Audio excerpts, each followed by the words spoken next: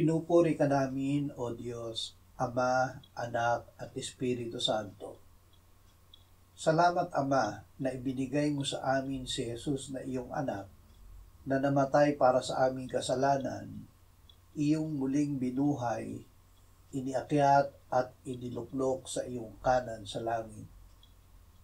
Salamat na ibinigay mo sa amin ang iyong banal na Espiritu, at sa pamamagitan niya ay ibinuhos mo ang iyong pag-ibig sa aming puso.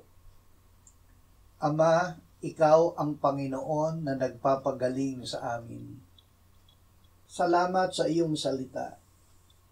Panginoong Hesus, ikaw ang salita ng Diyos na kasama ng Diyos mula sa simula.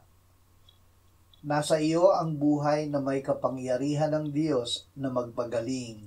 Amen.